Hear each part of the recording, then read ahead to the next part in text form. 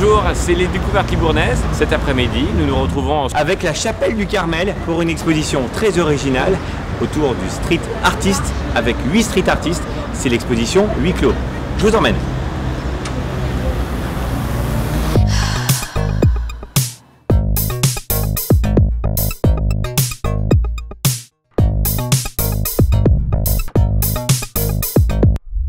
Les Découvertes Libournaises continuent. Nous sommes ici à la Chapelle du Carmel pour cette exposition Huis Clos avec Madame la directrice des Beaux-Arts et particulièrement aussi de cette exposition, dont vous êtes la commissaire, Caroline Fillon. Bonjour. Bonjour. Alors, d'où vient cette exposition? Comment elle s'est montée?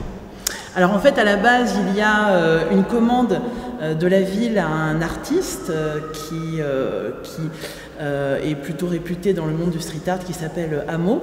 Et en fait, le musée a eu envie de participer aussi à cette dynamique dédiée au street art en proposant à Amo une invitation, une carte blanche à venir exposer dans ce lieu.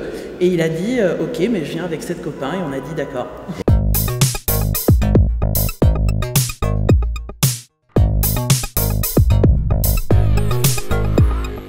Un petit mot sur chacun de ces artistes.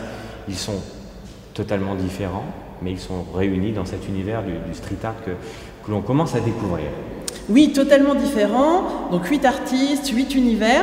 Il n'y a pas de thématique, ils n'ont pas voulu s'imposer de thématique ou de fil conducteur. L'idée, c'était vraiment de proposer en fait aux visiteurs une sorte de cliché de l'actualité du street art en Nouvelle-Aquitaine. Les 8 artistes sont, alors Amo évidemment qui va chapeauter l'ensemble, Célor et son personnage le Mimile qu'on trouve un petit peu partout dans les rues de Bordeaux.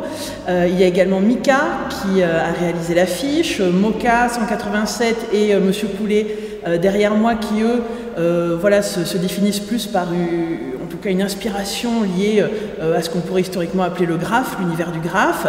C'est Malao qui est muraliste, voilà, qui travaille habituellement sur des très très grandes surfaces. Et Rouge et Nasty qui ont proposé une installation dans le cœur de la chapelle.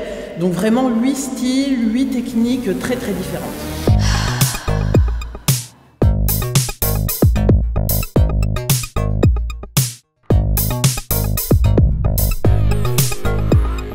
Libourne est une ville d'art et d'histoire. Est-ce que vous pensez que le street art est l'avenir de l'art dans sa globalité? Alors c'est dur à dire parce que le street art c'est déjà finalement assez ancien, c'est déjà les années 50, ça a déjà vécu. L'avenir je ne sais pas, mais en tout cas ça pose de belles questions sur le rapport avec le visiteur, avec le public, puisque finalement ces artistes à la base ils sont artistes tout court. Ils ont une pratique d'atelier, c'est ce qu'on présente dans cette exposition. Et à un moment donné de leur carrière, de leur vie professionnelle, ils ont fait le choix de partager finalement cette pratique dans l'espace urbain. Et ça a la particularité d'effacer en fait le temps de latence entre la création et la réception par le public. C'est-à-dire qu'on est en direct, on a l'impression que c'est spontané alors qu'il y a un travail derrière, mais il y a une réception directe et je pense que c'est en tout cas une belle problématique pour les musées à réfléchir aujourd'hui.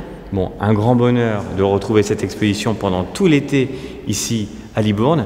Merci pour votre accueil et puis au plaisir aussi de découvrir chacun de ces artistes ici à la Chapelle du Carmel qui j'imagine va recevoir d'autres expositions dans les prochains mois.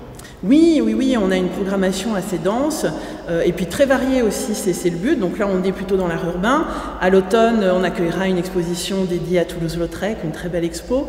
Ensuite on parlera d'histoire de la ville. Enfin voilà, il y aura des temps réguliers tous les ans qui vont permettre à tous les publics de se reconnaître dans notre programmation.